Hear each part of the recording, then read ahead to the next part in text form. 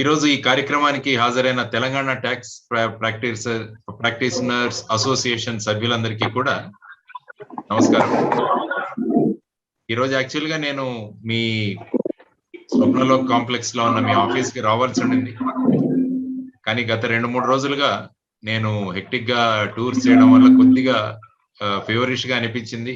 ఇది కోవిడ్ కాలం అవడం వల్ల డాక్టర్ని అడిగితే డాక్టర్ గారు ఏమన్నారంటే, మీరు వ్యాక్సినేషన్ అయిపోయింది కాబట్టి ఇదేం ఉండదు, కానీ బట్ టు బి అనే సేఫర్ సైడ్ ఒకసారి మీరు టెస్ట్ చేయించుకోండి, ఏదైనా ప్రోగ్రామ్స్ ఉంటే కూడా ఫిజికల్ గా అటెండ్ అవ్వకండి, ఎందుకంటే అన్లెస్ కన్ఫర్మేషన్ వచ్చే వరకు. కాబట్టి ఆ దృష్టిలో నేను ఈరోజు రిక్వెస్ట్ చేయడం జరిగింది, నేను జూమ్ ద్వారా మిమ్మల్ని అడ్రస్ చేస్తానని.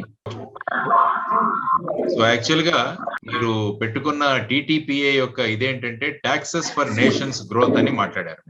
Taxes for nation growth. ఏదైనా ఒక దేశం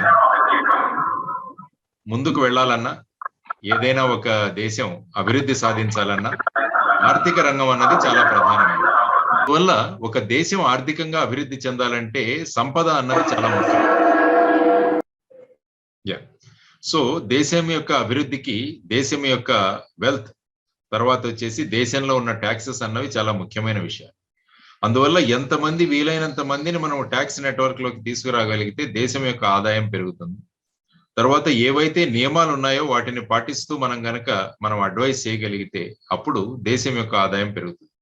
అందువల్ల ఎప్పుడు కూడా as tax consultants R tax practitioners మీరు చేయాల్సింది ఏంటంటే, ట్యాక్స్ నుంచి ఎలా బయటపడాలి అన్నదానికన్నా కూడా ట్యాక్సులు ఏ విధంగా కట్టాలి, తర్వాత ఉన్న నియమాలలో ఏ విధంగా మనం దాన్ని ప్లాన్ చేసుకోవాలి అని చెప్పడం చాలా అవసరం. ఎందుకంటే ప్రస్తుతం మీరందరూ కూడా మోస్ట్లీ జిఎస్టికి సంబంధించిన ప్రాక్టీషనర్స్ అని నాకు తెలియజేయడం జరిగింది. యాక్చువల్ గా మనం చూసుకుంటే జిఎస్టి అన్నది ఆల్మోస్ట్ 4 years కిందట మనం జూన్ 30 రోజున 2017న ఒక అర్ధరాత్రి, ఏ విధంగా మనకు భారతదేశ స్వాతంత్రం ఏ విధంగా వచ్చిందో ఆ అర్ధరాత్రి రోజున ప్రత్యేకమైన పార్లమెంటు సమావేశం ఏర్పాటు చేసి దానికి రాష్ట్రపతి గారు, ప్రధానమంత్రి, ఇతర నాయకులు వీళ్ళంతా సమావేశమై ఈ జిఎస్టి అన్నది సరి అయిన పరిష్కారం అవుతుందని ఇంట్రడ్యూస్ చేసింది జిఎస్టి. అందుకనే చాలా రోజుల తర్వాత దీన్ని జిఎస్టి అన్నదాన్ని గుడ్ అండ్ సింపుల్ ట్యాక్స్ అని కూడా అన్నారు. గూడ్స్ అండ్ సర్వీసెస్ యాక్ట్ కాకుండా ఇది గుడ్ అండ్ సింపుల్ ట్యాక్స్ అని కూడా చెప్పడం జరిగింది.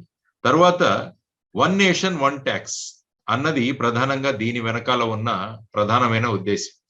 ఎందుకంటే ప్రస్తుత గవర్నమెంట్ వచ్చిన తర్వాత 1 నేషన్ కాన్సెప్ట్ వచ్చింది. 1 నేషన్ 1 ఫ్లాగ్, తర్వాత 1 నేషన్ 1 ట్యాక్స్, ఆ తర్వాత ఇప్పుడు 1 నేషన్ 1 ఎలక్షన్. ఈ విధంగా కూడా మనం అనేక విషయాలు ఆలోచిస్తున్నాం. అందులో భాగంగా ఈ GST, goods and services tax అన్నది ఇంట్రడ్యూస్ చేయడం జరిగింది. యాక్చువల్ గా మీరు ఈ జిఎస్టి చూసుకుంటే ఇది ఎప్పటి నుంచో మనం ప్రయత్నం చేస్తూ వచ్చిన విషయం. Even I think Rajiv Gandhi garu ప్రధానమంత్రిగా ఉన్నప్పుడే అప్పుడు ఈ ఎఫర్ట్స్ మొదలయ్యాయి. ఆ తర్వాత విపి సింగ్ గారు ఉన్నప్పుడు మీరు చదివితే మాడిఫైడ్ వాల్యూ యాడెడ్ ట్యాక్స్ అని ఆయన ఇంట్రొడ్యూస్ చేయడం జరిగింది.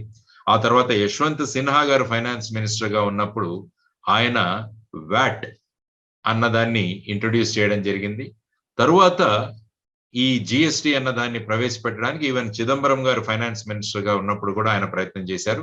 ఫైనల్ గా జూన్ 30, 2017వ సంవత్సరంలో ఈ జిఎస్టి అన్నది వచ్చింది. కానీ భారతదేశంలో ఉన్న జిఎస్టి గురించి ఒకసారి మనం మాట్లాడుకోవాలి.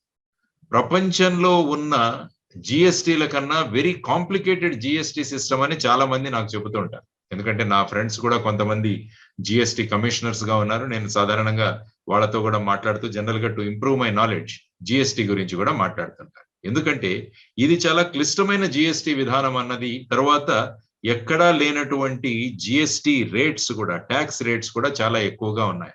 అంటే ఈ 4 స్లాబ్స్ ఏవైతే ఉన్నాయో ఇలాగ చాలా చోట్ల తక్కువగా ఉండదు. యాక్చువల్ గా మీరు చూసుకుంటే ఫ్రాన్స్ లో ఫస్ట్ టైం జిఎస్టి ఇంట్రొడ్యూస్ చేశారు. That is way back in 1954. 1954లో ప్రపంచంలో జిఎస్టి అన్న సిస్టమ్ ఫ్రాన్స్ లో స్టార్ట్ చేయడం జరిగింది. ఆ తర్వాత ఆల్మోస్ట్ 140 దేశాలు జిఎస్టికి మారాయి జిఎస్టి సిస్టమ్ లో. కానీ ప్రపంచంలో అతి పెద్దదైన ఆర్థిక వ్యవస్థ మనమంతా అనుకుంటున్నాం అమెరికా కూడా ఇప్పటి వరకు జిఎస్టికి మారలేదు. అదే విధంగా చైనా కూడా చూసుకుంటే మీరు ఇంకా కూడా they are following the VAT system. China కూడా వ్యాట్ సిస్టమ్ నే చేస్తుంది. తరువాత జిఎస్టికి, మన దేశంలో ఉన్న జిఎస్టికి ఇతర దేశాల్లో ఉన్న జిఎస్టికి చాలా పోలికే లేదు. ఒక కెనడా తప్ప సింగపూర్లో 3 స్లాబ్స్ ఉన్నాయి. సింగపూర్లో 3 స్లాబ్స్ ఉన్నాయి. తర్వాత మిగతా దేశాలన్నీ చూసుకుంటే మీరు ఓన్లీ 1 స్లాబ్ ఉంది. 1 slab GST is being practised other than Singapore. సింగపూర్లో 3 స్లాబ్స్ ఉన్నాయి. అందువల్ల భారతదేశంలో ఏమైందంటే ఇంతకు ముందైతే కేంద్రము పన్నులు విధించేది, రాష్ట్రాలు పన్నులు విధించేది, కానీ వీటన్నిటినీ తీసేసి ఒకే ఒక పన్ను జిఎస్టీ విధానాన్ని ప్రవేశపెట్టారు. అంటే కానీ దీంట్లో లిక్కర్ అండ్ పెట్రోలియం వాటిని ఇంకా ఎగ్జంప్షన్ లోనే ఉన్నాయి. అందువల్ల ఏమవుతుందంటే సాధారణంగా జిఎస్టీ వల్ల రాష్ట్రాలు మరియు ట్యాక్స్ పేయర్స్ వీళ్ళంతా కూడా ఎంతో లాభపడే అవకాశం ఉందని చాలా ప్రచారం జరిగింది మనకు. అందువల్ల పాత పన్నుల విధానం ఏదైతే ఉందో దానిలో చాలా అవినీతి జరుగుతోంది. అందువల్ల జిఎస్టీ అన్న వస్తే దాంట్లో చాలా గొప్పగా ఉంటుంది. జిఎస్టీ అన్ని సమస్యలను, కరప్షన్ ని కూడా పరిష్కారం చేస్తుంది అన్నది జనరల్ గా ప్రచారం జరిగింది.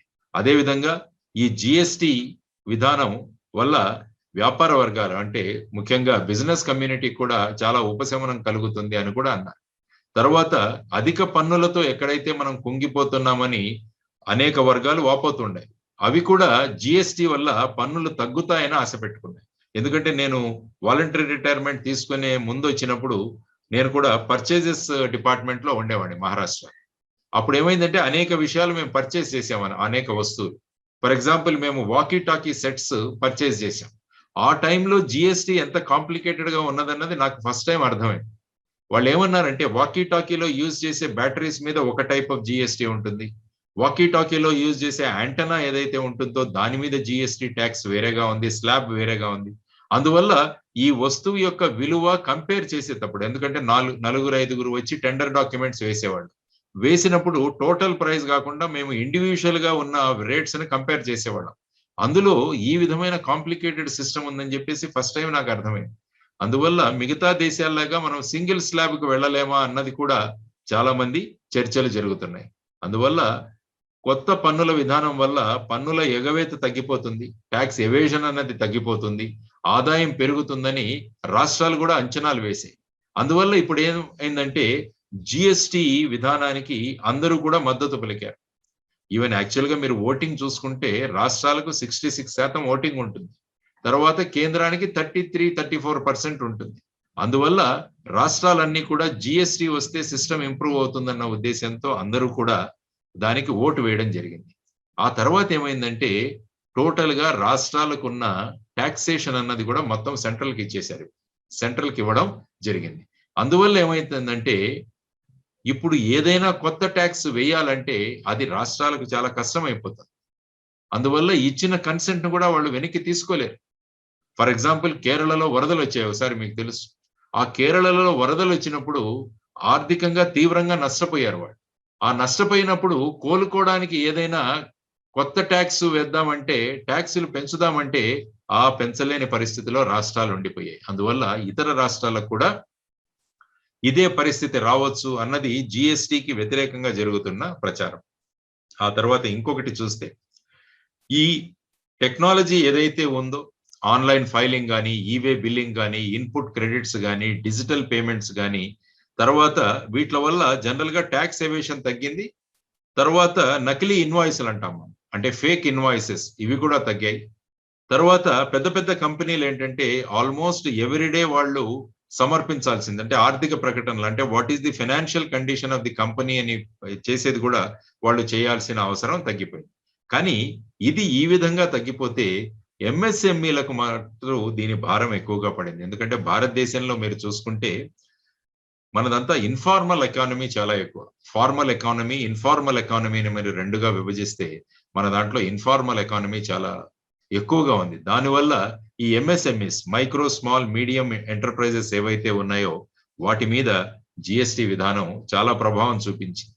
దానివల్ల ఏమైందంటే తర్వాత కేంద్రాలు రాష్ట్రాలు పంచుకోవడంలో కూడా చాలా రాష్ట్రాలు కేంద్రాల మీద ఆధారపడేవాల్సి ఉంటుంది. ఇప్పుడు ఎప్పుడు జిఎస్టి కౌన్సిల్ మీటింగ్ పెట్టినా కూడా రాష్ట్రాలు ఏం డిమాండ్ చేస్తున్నాయి, మాకు రావాల్సిన జిఎస్టి బకాయిలు ఇంకా రావట్లేదు. అందువల్ల ఏమైందంటే ఈ విధమైన ఇప్పుడు రాష్ట్రాలు అనుకుంటున్నాయి, అయ్యో అనవసరంగా మనం కన్సెంట్ ఇచ్చామేమో అన్న కొంత డిస్కషన్స్ కూడా జరుగుతున్నాయి. ఆ తర్వాత వచ్చేసి ఏం జరుగుతుందంటే కేంద్రం మీద ఆధారపడాల్సి వస్తుంది ప్రతిదానికి. భారతదేశ రాజ్యాంగం మీరు చూస్తే అది ఫెడరల్ సిస్టమ్, అంటే కేంద్రాలకు ఉన్న హక్కులు కేంద్రానికి, రాష్ట్రాలకు ఉన్న హక్కులు రాష్ట్రాలకి ఉండి ఆ ఫెడరలిజం అన్నది మనం మెయింటైన్ చేయాలి. కానీ జిఎస్టి వచ్చిన తర్వాత ఏమవుతుందంటే రాష్ట్రాలు క్రమక్రమంగా కేంద్రాల మీద ఆధారపడి ఉంటున్నాయి. కేంద్రం అభివృద్ధి వైపు వెళుతోంది, రాష్ట్రాలేమో సంక్షేమం వైపు వెళుతున్నాయి. కాబట్టి ఈ విధంగా ఏమవుతుందంటే భారతదేశంలో ఒక రకమైన కాన్ఫ్లిక్ట్ అన్నది ఆధారపడుతూ ముందుకు వెళ్ళింది. అందువల్ల ఈ జిఎస్టిలో ఇంకా ఏమి సంస్కరణలు సాధించాలి అన్నది మీలాంటి అసోసియేషన్స్ నిరంతరం మీరు చర్చించుకోవాలి. మీరు చర్చించుకొని దాంట్లో ఒక పేపర్స్ ఏవైనా ఉంటే అవి సబ్మిట్ చేయాలి మీరు సెంటర్ కి. ఈ విధంగా జిఎస్టిలో మేము ఇప్పటి వరకు చూస్తున్న దాంట్లో ఈ విధమైన అనుభవాలు మాకు వచ్చాయి. కాబట్టి ఈ విధమైన అనుభవాలు వచ్చినాయి కాబట్టి దానిలో ఏ విధమైన మార్పులు తీసుకురావాలి అని మని చెప్పగలగాలి. ఎందుకంటే ఇటువంటిది చేసినప్పుడే మళ్ళా మన ఆర్థిక వ్యవస్థ అన్నది గాడిలో పడుతుంది. అందువల్ల నేను మీ అందరికీ చేస్తున్న రిక్వెస్ట్ ఏంటంటే మన అనుభవాన్ని దేశానికి ఉపయోగపడేటట్టు గనక మనం ప్రపోజల్స్ గనక పంపించగలిగితే ఏమవుతుందంటే అప్పుడు దేశం ఆర్థికంగా పెరుగుతుంది. ఎందుకంటే ఇప్పుడు ఏదైనా వస్తువుల పైన పన్నులు తగ్గించాలన్నా పెంచాలన్నా జిఎస్టి మండలిలో పట్టాలి. ఫర్ ఎగ్జాంపుల్ నేను అనుకుంటాను, సపోజ్ సే ఒక ముఖ్యమంత్రి అనుకుంటాడు చేనేత మీద ఉన్న జిఎస్టి ఉండకూడదు అని, ఆర్ ఇంకొక ఏదైనా ఉన్న దాని మీద జిఎస్టి తక్కువగా ఉండాలి. మధ్యలో ఒక చర్చ కూడా జరిగింది, రోటీల మీద ఒక జిఎస్టి, తర్వాత వచ్చేసి ఇంకొక దాని మీద ఇంకొక రకంగా జిఎస్టి అన్నది కూడా మనం చర్చించాం. ఆ విధంగా ఏదైనా మార్పులు చేయాలంటే ఇప్పుడు రాష్ట్రాలకు ఆ హక్కులు పోయాయి. కేవలం మనము జిఎస్టి కౌన్సిల్లోను తర్వాత కేంద్ర ప్రభుత్వ అనుమతితోనూ ఇది జరగగలము. అంటే పన్నులను మార్చాలంటే కేంద్రం రాష్ట్రాల మధ్య తీవ్రమైన వివాదం కూడా రేగవచ్చు. అందువల్ల పాత పన్నుల విధానాన్ని ఉన్న పడాన మార్చేయడం కన్నా దశల వారీగా కొత్త విధానానికి మారడం ఉత్తమం అన్నది ప్రభుత్వాల కొరగడింది. జనరల్ గా ఏమంటారంటే జిఎస్టి ఇంప్లిమెంటేషన్ ఒక్కసారి చేయకుండా ఇన్ ఫేజెస్ చేసి ఉండాల్సిందన్నది కూడా అప్పటిలో జరిగిన. అందుకే జిఎస్టి వల్ల పన్నుల ఆదాయం ప్రతి ఏరు చూసుకుంటే 14% పెరుగుతోంది అన్నది అంచనాలను వేసుకున్నా కానీ ఇప్పుడు చూసుకుంటే ఆ రేట్లో పెరగట్లేదు. అందువల్ల ఇప్పుడు మనం చేయాల్సింది ఏం చేయాలంటే యాక్చువల్ గా చాలా రాష్ట్రాలకు మీకు 2015 నుంచి రావాల్సిన పన్నుల ఆదాయం 5 నుంచి 12% వరకే పెరిగింది. మొదట 14% పెరిగింది అనుకున్నాం కానీ ఓన్లీ 5 to 12% మాత్రమే పెరుగుతోంది. తరువాత అనేక రాష్ట్రాల్లో వివిధ సంస్థల పేరిట వ్యాపారం చేసే భారీ కంపెనీలకు మాత్రమే జిఎస్టి లాభిస్తోంది.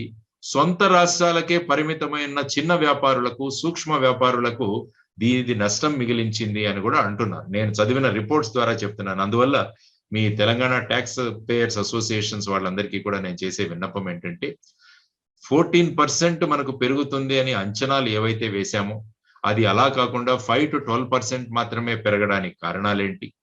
తర్వాత ఈ జిఎస్టి అన్నది కేవలం బిగ్ ఇండస్ట్రీస్ కు మాత్రమే ఉపయోగపడుతుంది అన్నది ఒక అపోహ కానీ డిస్కషన్ లో ఉన్న పాయింట్. ఆ తర్వాత ఏవైనా చిన్న వ్యాపారాలు, తర్వాత ఎంఎస్ఎంఈలు ఇవన్నీ ఆ రాష్ట్రాలకు మాత్రమే పరిమితం అవుతే వాళ్లకు జిఎస్టి వల్ల నష్టం కలిగింది అని చాలా మంది వాదిస్తుంటారు. కాబట్టి ఈ వాదనలను ఎంత మటుకు మనకు దాంట్లో సత్యత ఉన్నది, ఇది కూడా చూడాల్సిన బాధ్యత ఈ మీలాంటి మేధావులకు, మీలాంటి అనుభవజ్ఞులకు ఉంది. అందువల్ల భారతదేశంలో ఎంఎస్ఎంఈస్ కనుక మనం ఇంప్రూవ్ చేయగలిగితే భారతదేశ ఆర్థిక వ్యవస్థ పెరుగుతుంది. ఆ దిశగా మీరు కృషి చేయాలని నేను మనస్ఫూర్తిగా కోరుకుంటున్నాను. మొన్న ఈ ఆగస్టు నెలలో మీరు చూస్తే, నేను మొన్న పేపర్లో చదువుతుంటే ఐ థింక్ ఆగస్టు నెలల్లో ఇచ్చిన దాన్ని బట్టి అంటే జూలైకి సంబంధించిన జిఎస్టి 1.16 lakh crores అన్నది, అంటే 1,16,000 కోట్లకు జిఎస్టి చేరింది అని. తర్వాత ఈ ఆర్థిక సంవత్సరంలో అత్యధికంగా ఈ జిఎస్టి కలెక్ట్ అయింది అన్నారు. దానివల్ల మీరు యాక్చువల్ గా చూసుకుంటే సర్వీస్ ట్యాక్సెస్ పెరగడం వల్ల, దీనివల్ల పన్నుల ఆదాయం పెరిగింది అని చాలా మంది మాట్లాడుతున్నారు. తర్వాత కోవిడ్ లాక్డౌన్ లో కొన్ని సడలింపులు చేయడంతో ఆర్థిక వ్యవస్థ మళ్ళా పుంజుకుంది అని, తద్వారా జిఎస్టిలో మళ్ళా వసూళ్లు పెరిగాయి అని అంటారు. తర్వాత కొంతమంది వాదన ఏంటంటే జిఎస్టిలో మోసాలు లేకుంటే ఈ వసూళ్లు ఇంకా పెరిగి ఉండేవని గమనించాలి. యాక్చువల్ గా మీరు లాస్ట్ ఇయర్ స్టాటిస్టిక్స్ నేను మొన్న ఇక్కడ ఈరోజు ఈ మధ్య ఈ ప్రోగ్రామ్ అని చెప్పి కొంత ఇన్ఫర్మేషన్ తీస్తే అందరూ ఏమన్నారంటే లాస్ట్ ఎకనామిక్ ఇయర్ లో 8,000 కేసులు ఈ జిఎస్టి వయలేషన్స్ గురించి బుక్ చేయడం జరిగితే అందులో 35,000 crores అంటే 35,000 కోట్ల నకిలీ ఇన్పుట్ ట్యాక్స్ క్రెడిట్స్ ని దాఖలు చేసినట్లు వాళ్ళు చేశారు. కేంద్ర ఆర్థిక శాఖ రిపోర్ట్స్ చూస్తే మీకు అందులో తెలుస్తుంది. అందువల్ల కేంద్ర జిఎస్టి మండలి కానీ జిఎస్టి ఇంటెలిజెన్స్ డైరెక్టరేట్ కానీ ఈ కేసులన్నీ కూడా దాఖలు చేశాయి. తర్వాత ఈ విధంగా 35,000 కోట్లకు స్కోప్ ఉందంటే ఇంకా స్కోప్ చాలా ఎక్కువగా ఉంది, ట్యాక్స్ ఎవేషన్ చాలా ఎక్కువగా ఉంది అని మనం గమనించాలి. సాధారణంగా ఆ రిపోర్ట్లోనే చెప్పారు ఈ మోసాలు ఏ విధంగా జరుగుతున్నాయి అన్నది కూడా ఒక చిన్న రిపోర్ట్ రాసి ఇవ్వడం జరిగింది. యాక్చువల్ గా ఏంటంటే జిఎస్టి ఎగవేతకు చాలా మంది పాల్పడుతున్నారు, వాళ్ళ మీద అధికారులు దాడి చేస్తున్నారు, మొత్తం మోసాల్లో వాళ్ళు పట్టుకుంటున్నవి చాలా స్వల్పమనే చెప్పాలని చెప్పి ఒక ఆయన కామెంట్ చేశారు. అంటే it's a tip of the iceberg అన్నాను. అంటే ఈ జిఎస్టి ఎగవేత ఏదైతే ఉంటుందో, ట్యాక్స్ ఎవేషన్ ఏదైతే ఉంటుందో అది పెద్ద పెట్టున రాష్ట్రం యొక్క దేశం యొక్క ఆర్థిక పరిస్థితికి, ఆర్థిక సుస్థిరత అంటే ఎకనామిక్ స్టెబిలిటీకి కూడా అది ముప్పు తెస్తోంది. కాబట్టి మీరు యాజ్ ట్యాక్స్ పేయర్స్ అసోసియేషన్ కానీ ఆర్ యాజ్ మీ ట్యాక్స్ ప్రాక్టీషనర్స్ అసోసియేషన్, మీరు ట్యాక్స్ పేయర్స్ కాదు ట్యాక్స్ ప్రాక్టీషనర్స్ అసోసియేషన్ గా మీరు చూడాల్సిన బాధ్యత ఏంటంటే ఈ జిఎస్టి కలెక్షన్స్ ఏ విధంగా పెరుగుతాయి అన్నది మనం చూడగలగాలి. అందువల్ల ఎక్కడ ఈ మోసాలు జరుగుతున్నాయంటే you have to go into the basics అన్నది చాలా ముఖ్యమైన విషయం. యాక్చువల్ గా వాళ్ళు అనడం ఏంటంటే ఇన్పుట్ ట్యాక్స్ క్రెడిట్స్ లోనే అత్యధికంగా మోసాలు జరుగుతున్నాయని చెప్పారు. ఎందుకంటే యాక్చువల్ గా ఇన్పుట్స్ పైన అంతకు ముందు చెల్లించిన పన్నులు తీసేసి దాని మీద జిఎస్టి మనం విధిస్తుంటాం. దానికోసం వీళ్ళు ఏం చేశారంటే దీన్ని భారీ ఎత్తున దుర్వినియోగం చేస్తున్నారు అని చెప్పారు. దానివల్ల వాళ్ళు ఏం చేస్తున్నారంటే అనేక వందలాది బోగస్ కంపెనీలు స్టార్ట్ చేస్తున్నారు.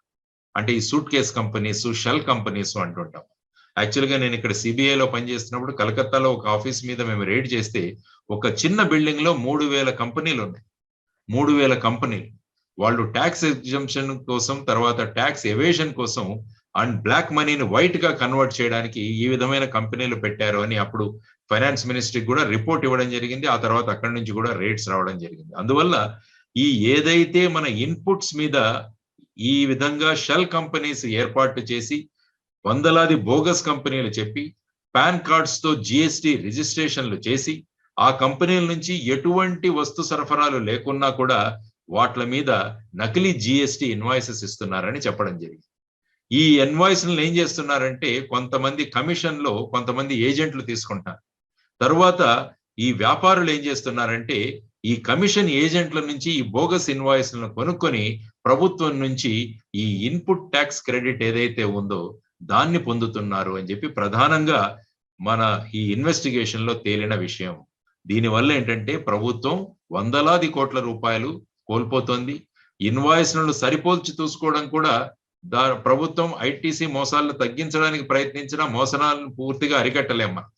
అందువల్ల ఏం చేయాలంటే ఇంకొకరు ఏం చేస్తున్నారంటే ఇంకొక టైప్ ఆఫ్ ఫ్రాడ్ ఈ జిఎస్టిలో ఏం జరుగుతుందంటే బోగస్ కంపెనీలను సృష్టించి వాళ్ళు ఏం చేస్తున్నారంటే ఈ ఇన్పుట్ ట్యాక్స్ క్రెడిట్ ని ఒక కంపెనీ నుంచి ఇంకో కంపెనీని మారుస్తూ టర్న్ ఓవర్ పెంచుతున్నారు.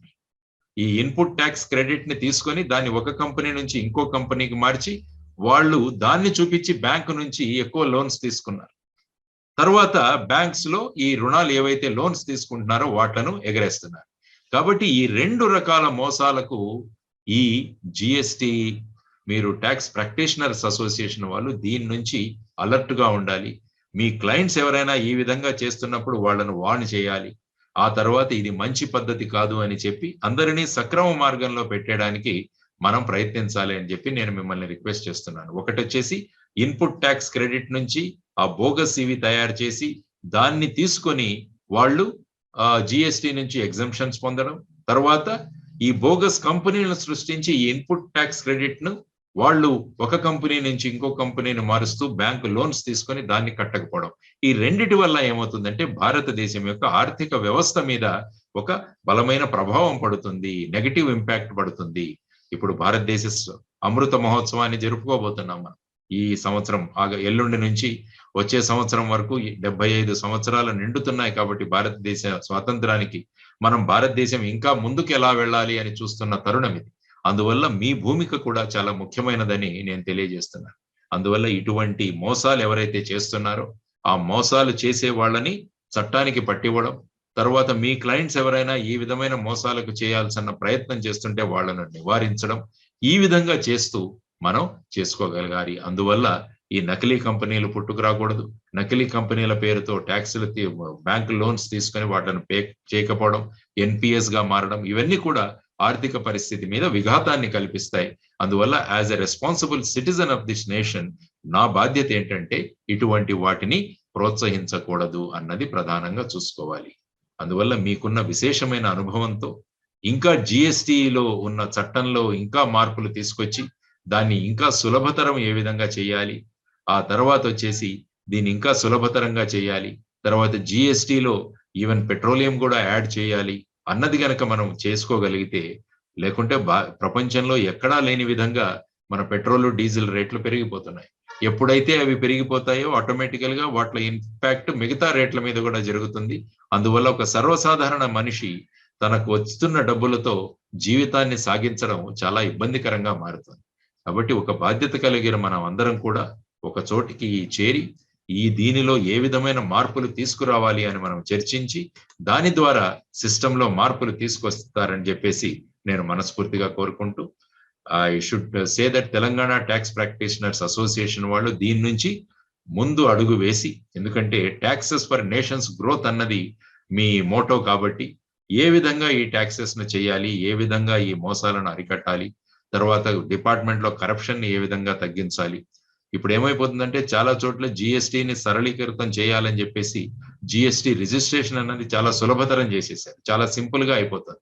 దానివల్ల ఏమవుతుందంటే చాలా మంది ఫ్రాడ్స్ చేస్తున్నారు, ఆన్లైన్ లోనే జిఎస్టి నెంబర్స్ వచ్చేస్తున్నాయి.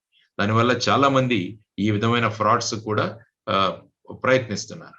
అందువల్ల మీరు కూడా ఎడ్యుకేట్ చేయడం చాలా ముఖ్యం, వ్యాపారులను ఎడ్యుకేట్ చేయడం చాలా ముఖ్యం, వాళ్ళను బాధ్యతాయుత ట్యాక్స్ పేయర్స్ గా మార్చడం కూడా చాలా ముఖ్యమైన పని అని చెప్పేసి మీకు తెలియజేసుకుంటూ, జిఎస్టి సంబంధించి నాకున్న చిన్నపాటి అనుభవాన్ని, చిన్నపాటి ఎక్స్పీరియన్స్ ని, పేపర్ల ద్వారా చదువుతున్న విషయాల గురించి మీతో చర్చించడానికి ప్రయత్నించాను. ఎందుకంటే మీరందరూ కూడా ఇందులో దిగ్గజాలు ఈ విషయంలో, కాబట్టి మీ ముందు నేను చెప్పిన విషయాలు మీ పరిగణలో ఎప్పుడో ఉంటాయి. కానీ యాజ్ ఎ రెస్పాన్సిబుల్ సిటిజన్ గా దేశం యొక్క కన్సర్న్ ఏంటి అన్నది మనం ఆలోచించుకుంటూ, దేశం యొక్క పురోగతి ఎలా జరగాలి, రాష్ట్రాల అభివృద్ధి ఎలా జరగాలి, కేంద్ర రాష్ట్రాల మధ్య సంబంధాలు ఏ విధంగా ఉండాలి, ఆ విధంగా గనక ఫెడరలిజం అన్నది మన రాజ్యాంగంలో ఉన్న కోఆపరేటివ్ ఫెడరలిజం అన్నది ఏ విధంగా మనం సస్టైన్ చేయాలి, ఎస్టాబ్లిష్ చేయాలి, వీటన్నిటిని కూడా దృష్టిలో ఉంచుకొని మీ యొక్క అనుభవంతో ఈ తెలంగాణ ట్యాక్స్ ప్రాక్టీషనర్స్ అసోసియేషన్ దేశంలోనే నెంబర్ 1 అసోసియేషన్ గా మారుస్తారన్న కోరిక వ్యక్తం చేస్తూ, మీతో మాట్లాడే అవకాశాన్ని జూమ్ ద్వారా మీతో మాట్లాడే అవకాశాన్ని కల్పించినందుకు మీ అందరికీ కూడా కృతజ్ఞతలు తెలియజేసుకుంటూ సెలవు తీసుకుంటున్నాను. మీ అందరికీ రాబోయే స్వాతంత్ర దినోత్సవ సందర్భంగా శుభాకాంక్షలు తెలియజేస్తున్నాను. నమస్కారం, ధన్యవాదాలు. జై హింద్, భారత్ మాతా కీ జై.